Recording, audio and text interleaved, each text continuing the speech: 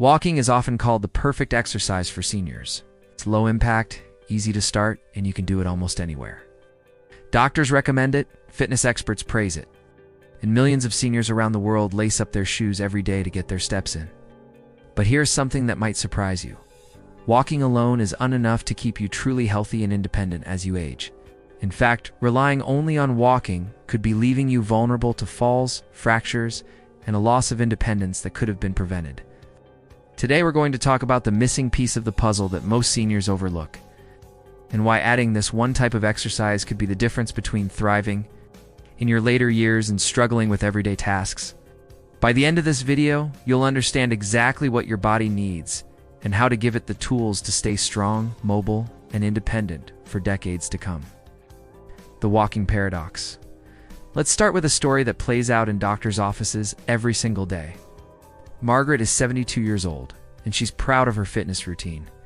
Every morning, rain or shine, she walks 3 miles through her neighborhood.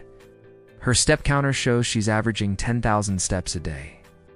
Her doctor has always told her that walking is the best exercise for people her age, so she feels confident that she's doing everything right.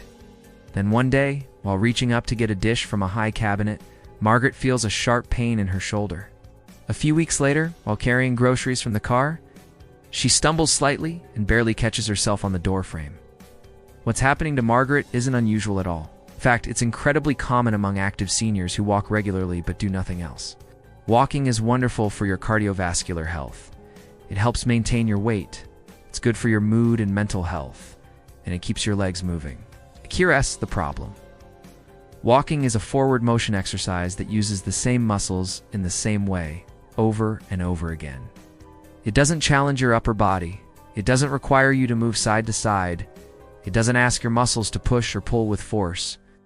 And it doesn't maintain the bone density that protects you from fractures. This is the walking paradox. You can be an avid walker, hitting all your step goals, and feeling great, while simultaneously losing the strength, balance, bone density that you'll desperately need to maintain your independence. Understanding what happens as we age to understand why walking isn't enough, we need to talk about what naturally happens to our bodies as we age. After the age of 30, we begin to lose muscle mass in a process called sarcopenia. If we don't actively work to maintain our muscle, we lose about 3 to 8% of our muscle mass per decade after 30, and this rate of loss increases even more after 60. By the time we reach our 70s and 80s, we can lose up to 15% of our muscle mass per decade. This isn't just about looking fit or having strong arms. Muscle mass is directly connected to your metabolism, your balance, your ability to recover from illness, and your capacity to perform every single activity of daily living. Every time you stand up from a chair, climb stairs, carry groceries, or catch yourself from falling, you're relying on muscle strength. At the same time we're losing muscle, we're also losing bone density. This process, called osteopenia when it's mild and osteoporosis when it's severe, makes our bones fragile and prone to fractures. Here's the critical point. Walking, while excellent for many things, does not provide enough stimulus to maintain muscle mass or build bone density. Walking is what we call a low resistance activity. Your muscles aren't working hard enough, and your bones aren't receiving the stress signals they need to stay strong. To maintain and build muscle, we need resistance. To maintain and build bone density, we need impact and load-bearing stress. This is where strength training comes in, and this is the missing exercise that most seniors need. Strength training, also called resistance training, involves working your muscles against resistance. This could be lifting weights, using resistance bands, doing bodyweight exercises, or even using household items like water bottles or canned goods. When you challenge your muscles with resistance, something remarkable happens. Your muscle fibers develop tiny tears during the exercise, and when your body repairs these tears, the muscles come back stronger. This process, called muscle protein synthesis, is how we build and maintain muscle mass. But strength training does so much more than just build muscle. Research has shown that strength training is one of the most effective ways to increase bone density, even in people who already have osteoporosis. When you lift weights or perform resistance exercises, the stress on your bones signals your body to deposit more calcium and create stronger bone structure. Strength training also dramatically improves your balance and coordination. which is crucial for preventing falls. It helps manage chronic conditions like arthritis, diabetes, and heart disease. It boosts your metabolism, making it easier to maintain a healthy weight. It improves your cognitive function and reduces the risk of dementia. It even helps with depression and anxiety by releasing endorphins and giving you a sense of accomplishment.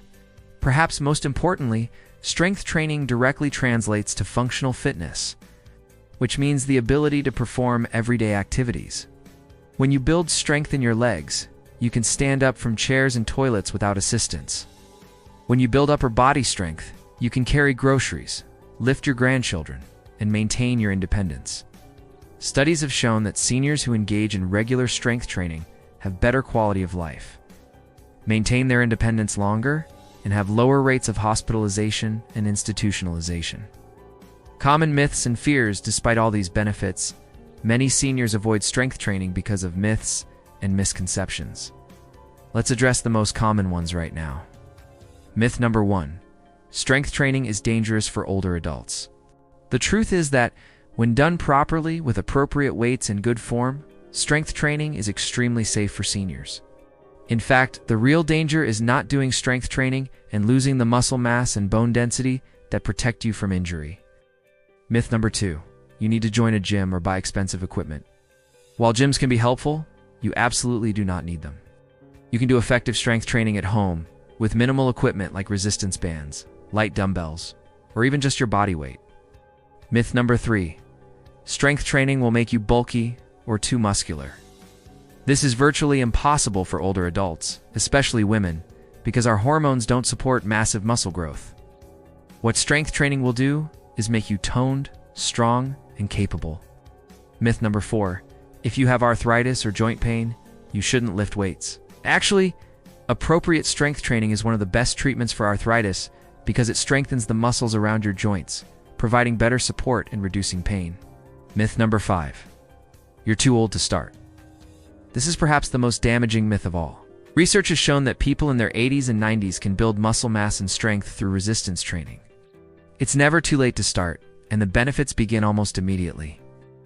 The key is to start at your current fitness level, learn proper form, and progress gradually. How to get started safely. So how do you actually get started with strength training as a senior?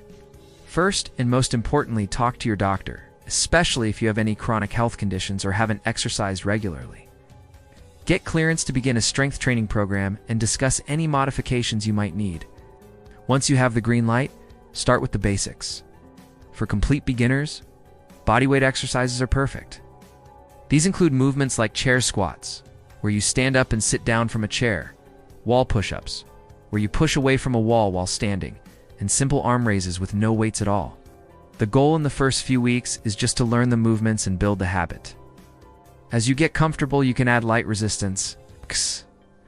A set of resistance bands or light dumbbells ranging from 2 to 5 pounds is perfect for most beginners. Focus on the major muscle groups. Your legs, which include exercises like squats and lunges, your back and chest, which you can work with rows and presses, your shoulders with overhead presses and lateral raises, and your core with planks and modified crunches. A good starting routine might be 2 to 3 days per week, with at least one rest day between sessions. Each session could include 6 to 8 exercises with 1 to 2 sets of 8 to 12 repetitions each.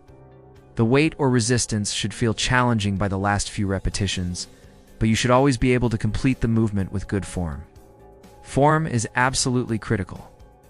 It's better to do an exercise with perfect form using no weight than to use heavy weight with poor form. Poor form not only reduces the effectiveness of the exercise, but also increases your risk of injury. Consider working with a certified personal trainer who specializes in senior fitness, even if just for a few sessions, to learn proper form and create a program tailored to your needs.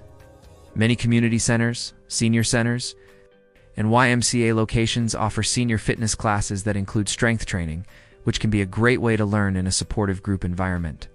Creating a balanced routine. Now, I want to be clear. I'm not saying you should stop walking. Walking is still valuable and should be part of your routine. What I am saying is that walking needs to be combined with strength training for optimal health and longevity. An ideal weekly routine for most seniors might look like this. Walk for 30 minutes on most days of the week to maintain your cardiovascular health and keep your legs mobile. Add strength training 2 to 3 times per week, targeting all major muscle groups. Include balance exercises, which can be as simple as standing on one foot while holding a counter for support, or more advanced activities like Tai Chi or yoga. Don't forget flexibility work through stretching or gentle yoga, which helps maintain your range of motion and prevents stiffness. This combination gives you cardiovascular health from walking, strength and bone density from resistance training, fall prevention from balance work, and mobility from flexibility exercises. It addresses all the physical needs of aging and gives you the best chance of maintaining your independence and quality of life. Remember, the goal isn't to become a bodybuilder or set records at the gym. The goal is to be strong enough to live the life you want to live, to play with your grandchildren, to travel, to maintain your home, and to stay independent for as long as possible.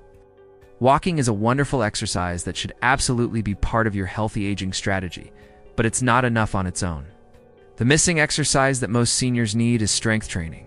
Adding it to your routine could be the single most important thing you do for your long-term health and independence. Your muscles and bones need resistance and load-bearing stress to stay strong. Your balance and coordination need to be challenged.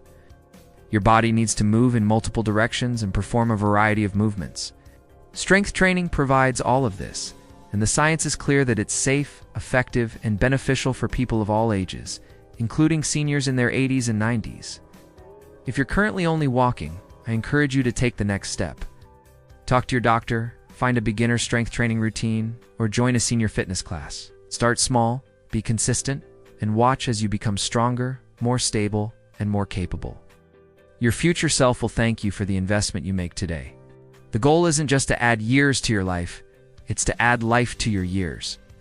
Thank you for watching.